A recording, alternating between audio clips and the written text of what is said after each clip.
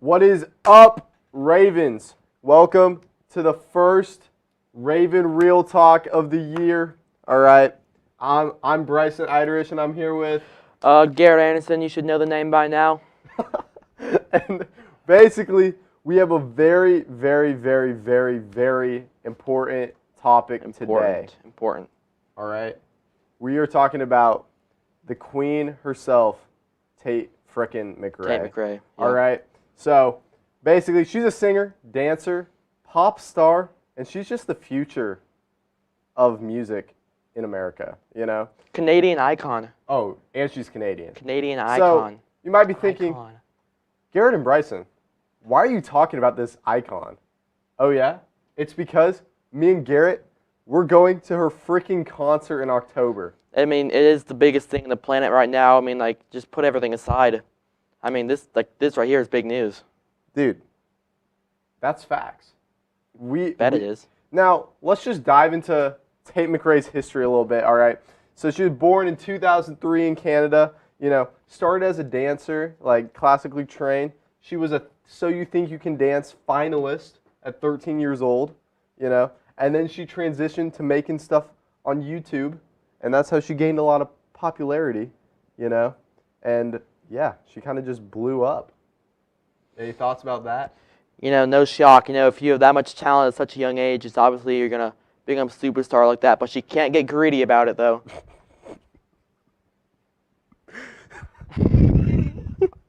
Okay.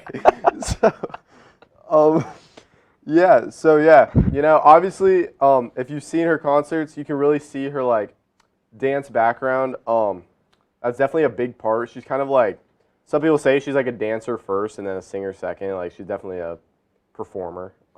Yeah, she's definitely a triple threat, songwriter, singer, and dancer at the same time. It's a very hard skill to have. Some people just can't do that. I like that, triple threat. You heard it here first. That's why I said it. Oh, so yeah, so basically, 2017, she had a song One Day, and it went viral on YouTube. She kind of got like a little bit of a start there. And then in 2020, she had a breakthrough single, You Broke Me First, and it got on TikTok and on the global charts. So really, you know, not the classic route, or I guess nowadays is the classic route, but just blowing up through TikTok and social media, and then eventually, you know, just being as popular as she is today. Yeah, you start thinking about it, you start realizing, like, she's all I want to be. You know, like, she's like, that's like, I want to be just like that. You know, I want to be like big star, dancer, singer, songwriter. You know, it's like triple threat. Like I said earlier, it's just a really hard skill to have, but she has it, so it's pretty impressive. Yeah, so her sound and style, let's just dive into that a little bit, you know. She's known for her emotional, like, kind of music, you know, really also, you know, some, like, pop and, like, high energy vibes on some of them, you know. Like, she has some comparisons to, like, artists like Billie Eilish, Olivia Rodrigo, and Madison Beer. But her, like, dancing and, like, high energy performances kind of makes her, like, concerts unique to theirs. Yeah, basically, she's more popular with, like, Gen Z, you know, lyrics about heartbreak, self-doubt, and growing up, you know. So, yeah. Oh yeah, she's big on using TikTok and Instagram to communicate with her followers and all that. So that's where you can find all the stuff she's posting, all the new tours, concerts, and all that's happening. She's very big into the TikTok and Instagram to communicate with her younger audience. Yeah, she just uses social media, interact with her fans, and she represents young women in music today.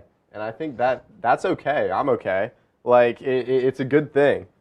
Why? Maybe we should ask ourselves, why do people connect with Tate McRae so much, Garrett?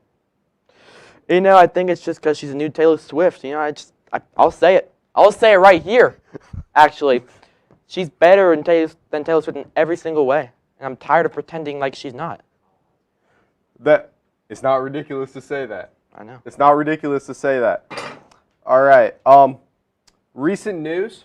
Let's just talk a little bit about, all right, latest album, 2025. Let's just say it's a banger. All right? You know? Let's just say that the other artists should just run for the hills at this point, because it's over. It's over. Dude, like, I think now she has like 60 or 70 million monthly listeners on Did you say- Spotify. Did you say 6'7"?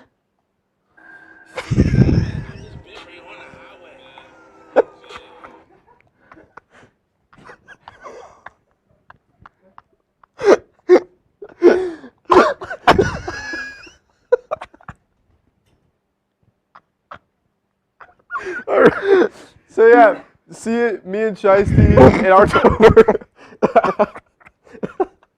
at her concert. We're gonna see you there. We're gonna be wearing our jorts. We're gonna be wearing our crop tees, and you know we're gonna have a great time singing along. You know, we're gonna drive our sports car up there, just having a great time.